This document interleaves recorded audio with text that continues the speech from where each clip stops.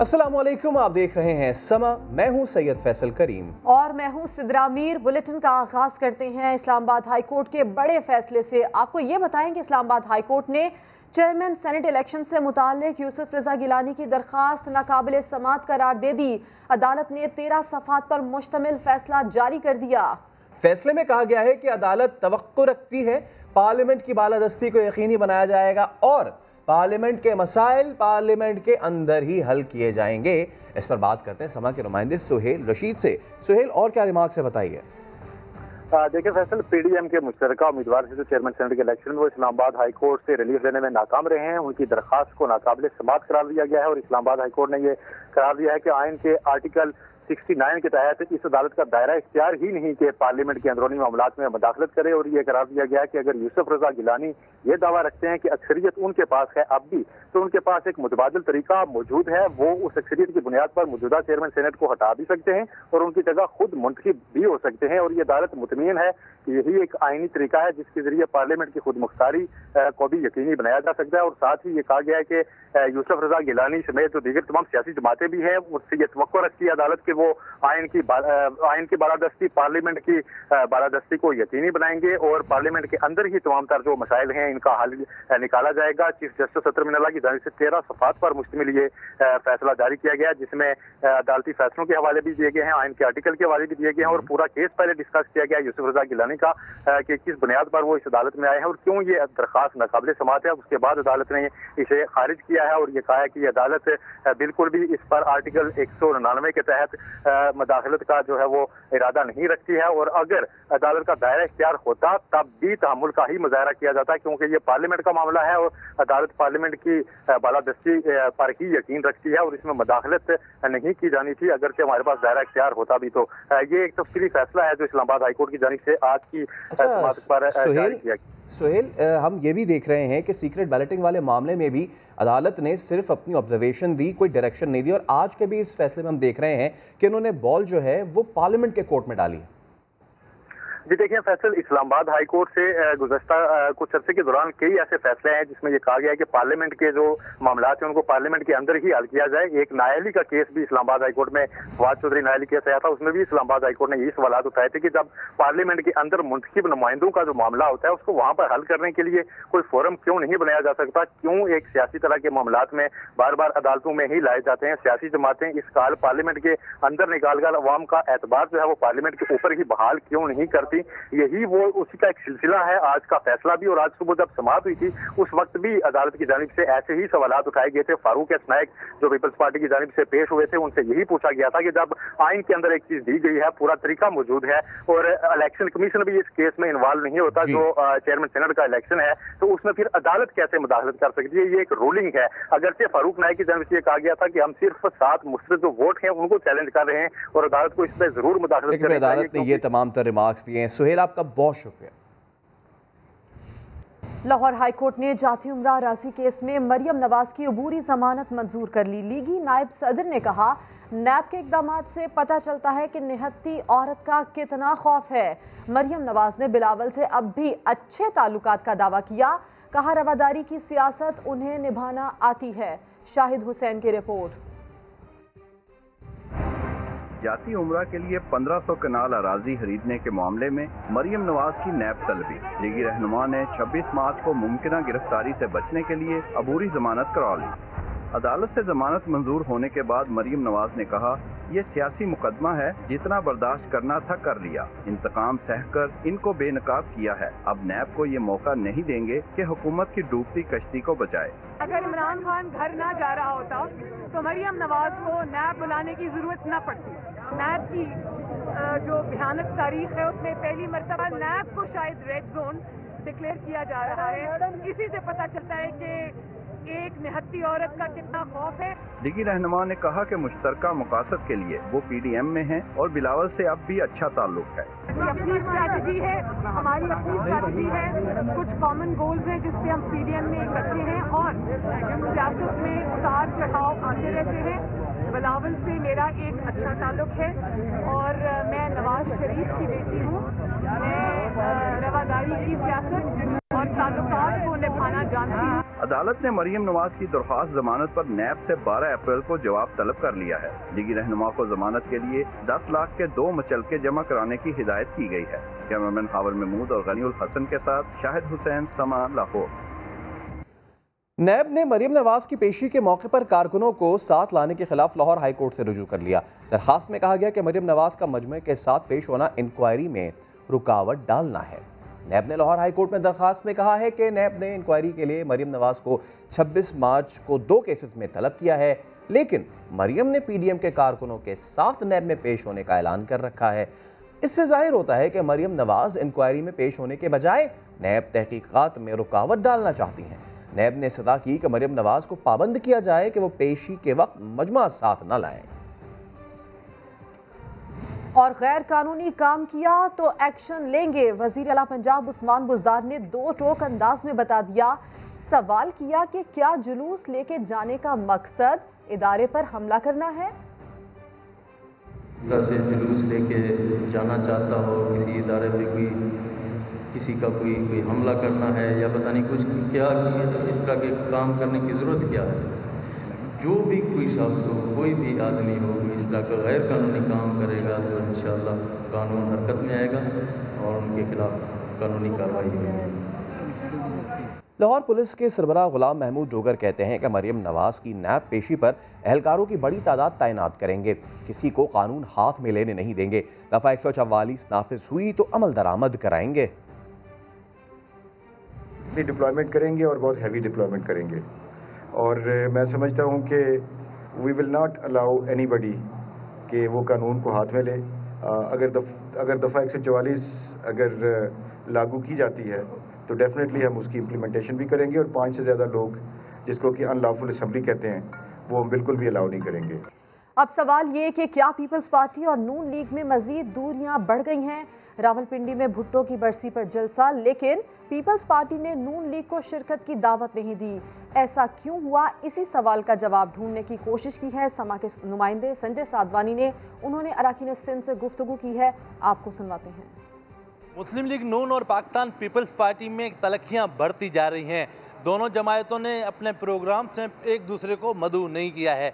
अराकीन Sindh assembly की क्या राय है, आइए अराकीन असेंबली से बात करते हैं। मरियम नवाज 20 मार्च को पेशी पर जा रही है, पीपी को नहीं बुलाया। 4 अप्रैल को जो भुट्टो की भर्ती है उसमें अपोजिशन को नहीं बुलाया। क्या आप समझते हैं दोनों बड़ी जमातों का हुक्का पानी बंद हो गया?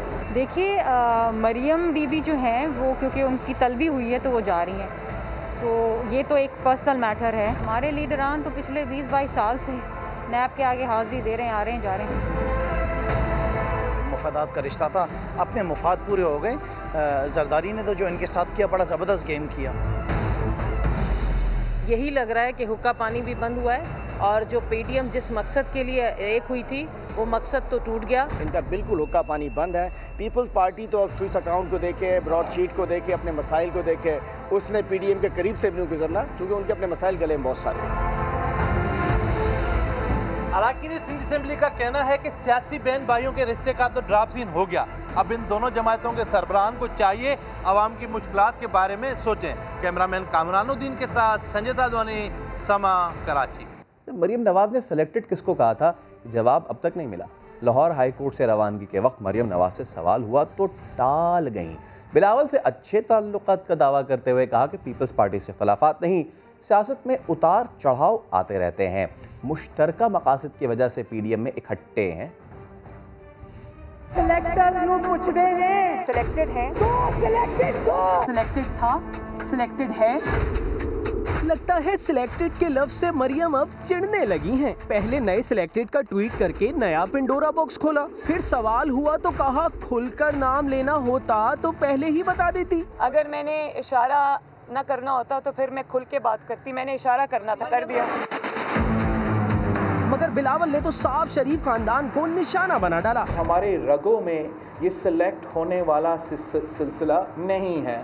लाहौर से कोई दूसरा सियासी खानदान है जिसमें ये माजी उनका तो रहा है। बिलावल के बयान के बाद मरियम नवाज से फिर सिलेक्टेड का सवाल हुआ तो अनसुना कर दिया। मैडम ये किसको कहा था? स्ट्रैटेजी है, हमारी अपनी स्ट्रैटेजी है, कुछ कॉमन गोल्स हैं जिस पे हम पीडीएम में इकट्ठे हैं।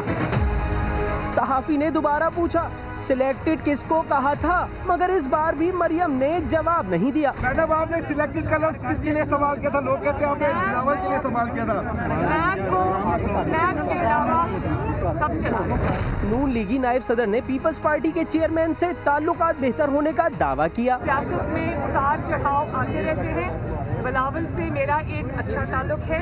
मरियम का दावा अपनी जगह, लेकिन बिलावल तो उन्हें सियासत में अपने बराबर का समझते ही नहीं। अगर मैंने मुस्लिम लीग का वाइस प्रेसिडेंट पे कमेंट करना होता तो मैं अपना वाइस प्रेसिडेंट को कहता कि वो कमेंट करे। सिलेक्टेड के सवाल पर मरियम नवाज का गुरेज बता रहा है कि बिलावल के जारहाना अंदाज के बाद शायद अब वो बैकफुट पर आ गई हैं।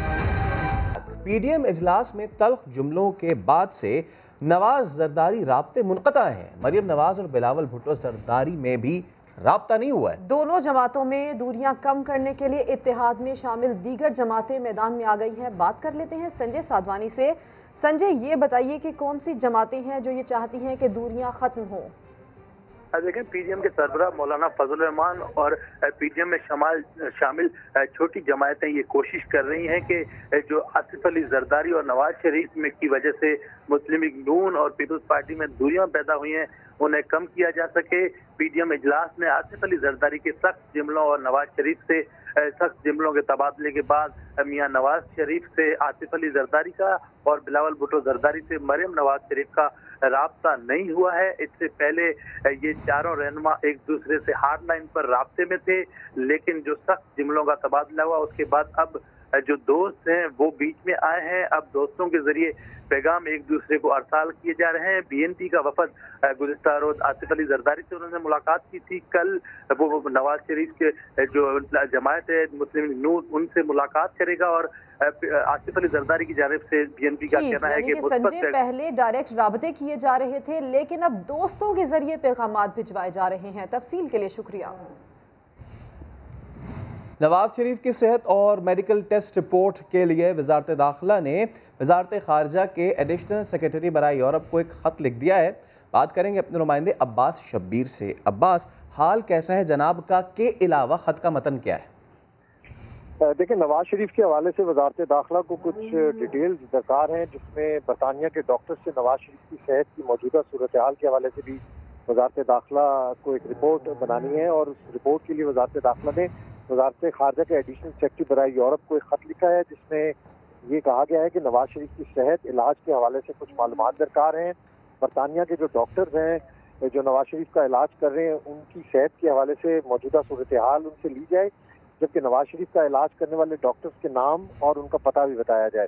साथ साथ ये भी वजारत दाखिला की तरफ से खत में कहा गया है कि बरतानिया में होने वाले मेडिकल टेस्ट की रिपोर्ट और उनकी तफसीलात से आगाह किया जाए और स्पेशली जो खर्चा है मेडिकल का उस हवाले से भी तमाम तफसीलात शेयर की जाएं और इन तफसीलात के लिए नवाज शरीफ से रजामंदी फॉर्म पर दस्तखत भी करवाए जाएंगे। ये वजारत दाखिला की तरफ से वजारत खारजा के सेक्रेटरी बराए यूरोप को नवाज शरीफ के हवाले से खत लिखा गया है। बहुत शुक्रिया आपका।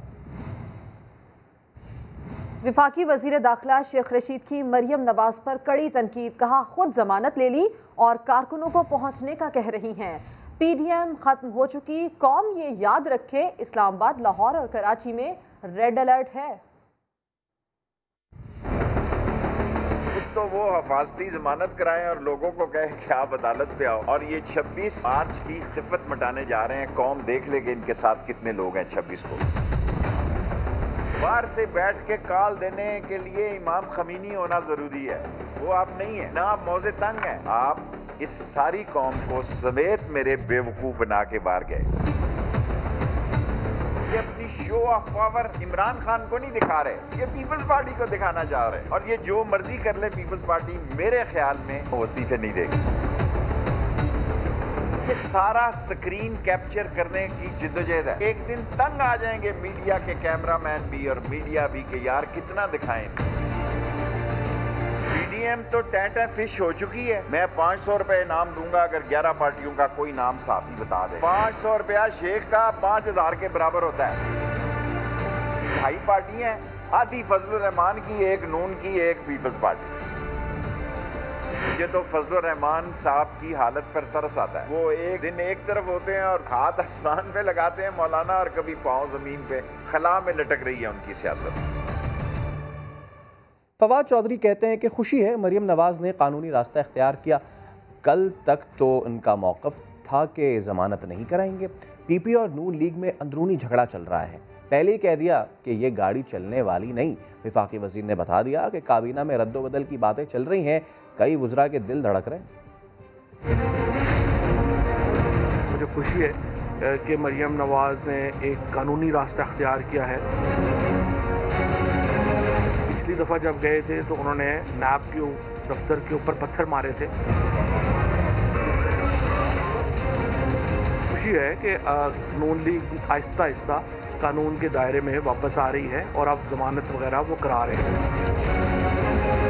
कल तक तो उनका स्टैंड ये था कि हम ज़मानत नहीं कराएंगे बल्कि हम तो पत्थर ही मारेंगे। पीपल्स पार्टी और जो PMLN का एक अंदरूनी जो झगड़ा चल रहा है, ये गाड़ी जिसके इतने चलाने वाले होंगे तो उसका तो एक्सीडेंट होना ही होना था।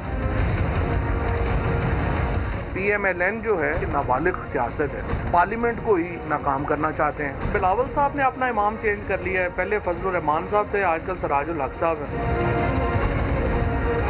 फजलुर रहमान साहब फ्रॉड है, इसमें तो कुछ हुआ ही नहीं। ना वैक्सीन फ्रॉड थी ना कोरोना फ्रॉड है। कई वजीरों के दिल धड़क रहे हैं। ये तो PM साहब को प्रोरोगेटिव है, वो कब करते हैं ये फैसला। रद्दोबदल की बातें डेफिनेटली चल रही हैं।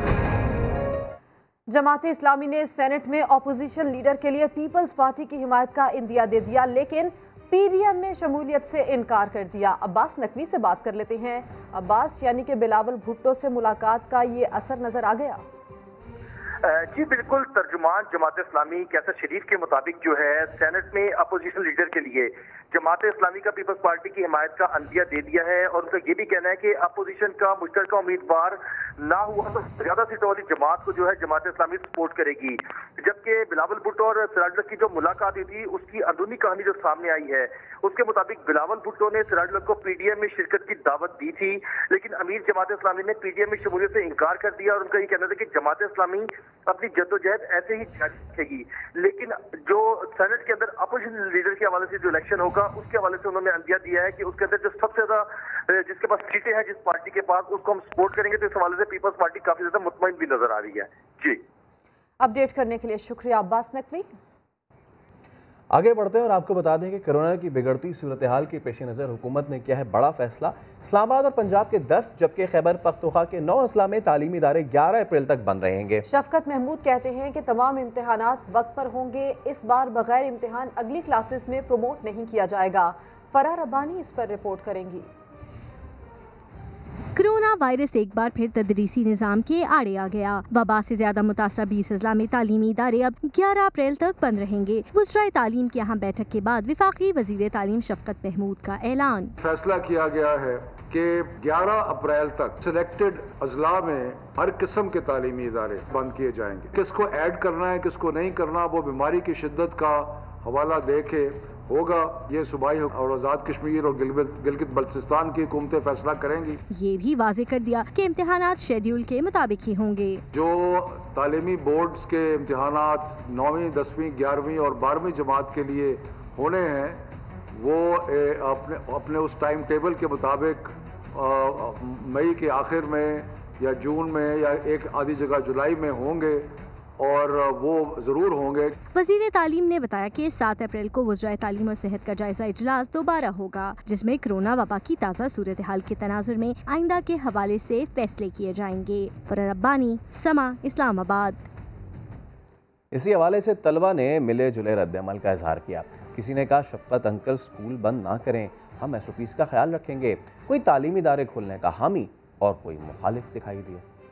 ऑनलाइन एग्ज़ाम और जो सिस्टम है वो इतना मौसर नहीं है जितना फिजिकल क्लासेस है। अभी कोरोना की वजह से तो केसेस काफ़ी ज़्यादा हो गए हैं, तो आई थिंक कि छुट्टियाँ सही हैं, देनी चाहिए। ये नुकसान दिन ब दिन नुकसान होते जा रहे हैं, ये हुकूमत इस पे सही तरीके से डिसीजन लेना चाहिए। शफकत अंकल प्लीज़ स्कूल खोल ले, हम SOP को फॉलो करेंगे। बहुत अच्छा भी लगा है और खुशी भी हुई है, लेकिन इसके साथ साथ हमारी पढ़ाई भी ज़ाया हो रही है। पहले भी बंद हो चुके हैं, सिर्फ 2 महीने तो हम स्कूल गए हैं, तो अभी बंद हो गए तो फिर और डिले हो जाएगा। स्कूल नहीं बंद होना चाहिए यार, हमारा पूरा 1 साल ज़ाया हो गया। मैं हैप्पी हूँ कि स्कूल बंद हो गया और मैंने कभी वापस नहीं जाना। स्कूल बंद हो गए तो मुझे बहुत अजीब लगता है, मतलब कि टीचर से मिल नहीं पाती और पढ़ाई भी थोड़ी बहुत छूट गई है।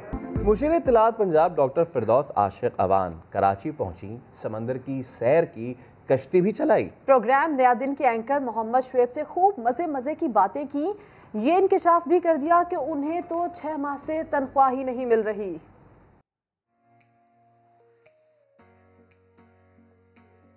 जहाँ कोई नहीं पहुँचता वहाँ समा पहुँच गया। इमरान खान ने तैयार कर लिया किसको बात करना है। यकीन माने के लोग दुबई भूल जाएंगे। मरियम नवाज पाकिस्तानी कूट के भरी है। वो भरी होती तो फिर मोदी ना वहाँ आता। उनके कारोबार बाहर हैं, उनके बच्चे बाहर हैं, उनके अकाउंट्स बाहर हैं। EMLN is booked forever. Depends के हाउ दे बिहेव। आपका क्या गुजारा होता है तनख्वाह में? नहीं होता, मुझे तनख्वाह मिल ही नहीं रही। एहतजाज करे। अब एहतजाज अपनी दुकान पे बैठ के कैसे करूं? जिस दुकान पे मुझे आवाजें लगाने के लिए खड़ा किया वहाँ गाहक ही कोई नहीं। मैंने हाथ पकड़ा ही नहीं कभी किसी का। आप मुझे बड़ी अच्छी लगते हैं। क्या आप शादी करेंगी? क्या ऐसा का जुमला किसी ने आपको कहा हुआ? आपा ये गुनाह कभी किसी ने नहीं किया। आपने आज ये साबित किया कि आपको घेरना आता है। हमारे भी दिल हैं, हमारे भी जज्बात हैं, एहसासात हैं। आपा सबसे पहले तो आपने घबराना नहीं है। बचपन से ही स्विमिंग करना मेरा शौक रहा है। आपको स्विमिंग आती है? बिल्कुल आती है। आपका फ्यूल ही खत्म हो गया? नहीं, ये वो उसी तरह फ्यूल खत्म हुआ जैसे आजकल PDM का खत्म हुआ। शर्जील खान की फिटनेस की जिम्मेदारी यूनुस खान ने उठा ली। गद्दाफी स्टेडियम लाहौर में शर्जील खान ने यूनुस खान के हमरा ट्रेनिंग की। खान यूनुस खान को उठाकर भागेंगे। अपने नुमाइंदे कादिर ख्वाजा से। कादिर ख्वाजा बताइए। जी बिल्कुल, शर्जील खान की फिटनेस का जिम्मा यूनुस खान ने उठा लिया है और जिस तरह आज दूसरा प्रैक्टिस मैच जो कि गद्दाफी स्टेडियम में पाक वाइट और पाक ग्रीन की तरफ से खेला गया था, उसमें बाबर आजम और सरफराज अहमद कप्तानी कर रहे थे। मैच इख्तिताम पर जो है वो शर्जील खान पर खसूसी तौर पर उसकी फिटनेस पर यूनुस खान ने तवज्जो दी और शर्जील खान ने यूनुस खान को कमर पर उठाकर गद्दाफी स्टेडियम के 5 चक्कर लगवाए। बड़ी उम्दा ट्रेनिंग करवा रहे हैं यूनुस खान। शर्जील खान की फिटनेस लग रहा है कि यूनुस खान ने शर्जील को अपने जैसा बना के ही छोड़ना है। कादिर, बहुत शुक्रिया। ICC ने T20 की नई रैंकिंग जारी कर दी है। राशिद खान की तनज़्ज़ुली तबरेज़ शम्सी नंबर 1 बॉलर बन गए। बाबर आजम की T20 में तीसरी, जबकि वनडे रैंकिंग में दूसरी पोजीशन है। फूड स्ट्रीट तो हर जगह हर शहर में आम होती है, मगर कराची में सज गया है फूड हाईवे। मज़ीद जानिए मोहम्मद अली हफीज़ की रिपोर्ट में। कराची के सुपर हाईवे पर 1-2 एकड़ जमीन लो और होटल कायम करो और खूब दबा के पैसे कमाओ, क्योंकि कराची वाले खाने के दीवाने हैं और इन दिनों सुपर हाईवे के होटल्स पर बेतहाशा रश दिखाई दे रहा है। आखिर वजह क्या है, आपको इस रिपोर्ट में दिखाते हैं।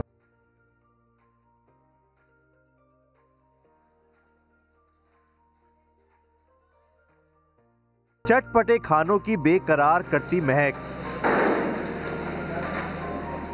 शहर से दूर शहर वालों को अपनी जानिब खींचते रंग और रोशनियां। यह है पाकिस्तान की सबसे बड़ी फूड हाईवे। गाड़ियों की कतारें देखकर ही अंदाजा लगा लें कि चस्कों के मारे यहाँ कितनी तादाद में आते हैं।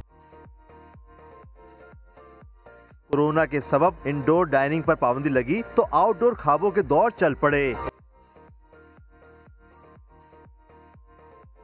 होटल मालकान की तो 5 उंगलियां घी में और सर कढ़ाई में हैं। यहाँ पे एक मार्केट बन गई है पूरी रेस्टोरेंट्स की, तो सब लोग माशाल्लाह से अपने अपने हिसाब से ये काम कर रहे हैं और पब्लिक के लिए भी अच्छा माहौल है, इन्वायरमेंट अच्छा है और बिजनेस के लिए भी अच्छा है। 3 मंजिला ओपन एयर डाइनिंग, रिजर्वेशन है तो ठीक, वरना घंटा घंटा इंतजार करना पड़ता है। बच्चे बोर ना हो जाएं। खेलकूद ब्रिगेड के लिए तफरीह का भी पूरा इंतजाम है। लॉकडाउन वगैरह की वजह से तो बंद जगह सारी क्लोज़ हो चुकी हैं, सो हम लोग यहाँ पे थोड़ा आउटडोर की तरफ आए, बहुत अच्छा लगा। यहाँ पे खाना वगैरह, होटलिंग वगैरह बहुत ज़बरदस्त फील किया। इंडोर रेस्टोरेंट सारे बंद किए हुए हैं, ये एक ओपन रेस्टोरेंट है। यहाँ पर खाने के बाद यहाँ का एटमॉस्फेयर, यहाँ का खाना और सबसे बड़ी बात ये पूरा ओपन माहौल एक है। सोराब गोट से कराची टोल प्लाजा तक कम से कम 25 रेस्टोरेंट इसी तर्ज पर आबाद हो चुके हैं। ज्यादातर होटल किराए की जमीन पर कायम किए गए हैं। मुबैना तौर पर बड़े बड़े रेस्टोरेंट किसी किस्म का टैक्स नहीं देते और वजह है कि इनकी पुष्टपनाही करती हैं कुछ ताकतवर सियासी शख्सियात। कराची में सीवीओ के बाद सुपर हाईवे पर होटल के कारोबार में तेजी के साथ इजाफा होता जा रहा है। रोजाना की बुनियाद पर यहाँ पर रोज एक नया होटल खुल रहा है, जिससे अंदाजा होता है कि होटल के कारोबार से लाखों करोड़ रुपए आमदनी हो रही है। कैमरामैन इम्तियाज अली और फैसल लगाई के साथ मोहम्मद अली हफीज, समा, कराची। 7 अरब 80 करोड़ रुपए के रमजान रिलीफ पैकेज के तहत किस चीज पर कितना रिलीफ मिलेगा, यही जानते हैं समा के नुमाइंदे शकील अहमद से। बताइए शकील। देखिए, वफाकी काबीना की तरफ से 7 अरब 80 करोड़ रुपए के रमजान रिलीफ पैकेज पर अमल दरामद का जो प्लान है वो तैयार कर लिया गया है। 19 अशिया पर सब्सिडी दी जाएगी। यूटिलिटी स्टोर्स पर 50 रुपए फी केजी तक। पैकेज का इतलाक का यकम की बजाय 10 अप्रैल से होगा। चीनी 68 रुपए किलो, घी 170 और 20 किलो आटा जो है वो 800 रुपए में मिलेगा। कुकिंग ऑयल, बेसन, खजूर और दूध पर 20 रुपए, जबकि चाय पर 50, दाल मसूर पर 30, सफेद चने 25 और दाल चना पर 15 रुपए सब्सिडी मिलेगी। इसी तरह दाल मूंग माश पर भी 10-10 रुपए और चावल पर 12 रुपए सब्सिडी मिलेगी। मसाला जात पर 10% सब्सिडी दी जाएगी और 2000 से ज्यादा दीगर मसनूआत पर भी खुसूसी रिलीफ देने का ऐलान किया गया है। 10 अप्रैल से रमजान रिलीफ पैकेज पर अमल दरामद का आगाज हो जाएगा। आगाह करने के लिए शुक्रिया शकील अहमद। बरतानवी जनरल सर पैट्रिक निकोलस ने GSU का दौरा किया। Army chief general Qamar Javed Bajwa से मुलाकात की। सिपह सलार कमर जावेद बाजवा और बरतानी कमांडर स्ट्रेटेजिक कमांड के दरमियान मुलाकात में पेशा वराना उमूर, इलाकाई और बाहमी दिलचस्पी के मामलात पर तबादला ख्याल किया गया। आर्मी चीफ का कहना था कि पाक फौज बरतानिया के साथ अपने दोस्ताना ताल्लुकात की बहुत कदर करती है। मोअज़्ज़ज़ मेहमान ने पाक फौज के खित्ते बिलखुसूस अफगान अमन अमल की कोशिशों की तारीफ की। हर खबर के लिए विजिट कीजिए हमारी वेबसाइट sama.tv। इसके अलावा आप हमें फेसबुक और ट्विटर पर भी ज्वाइन कर सकते हैं। एक ब्रेक के बाद आप देख पाएंगे प्रोग्राम 7 से 8। देखते रहिए समा।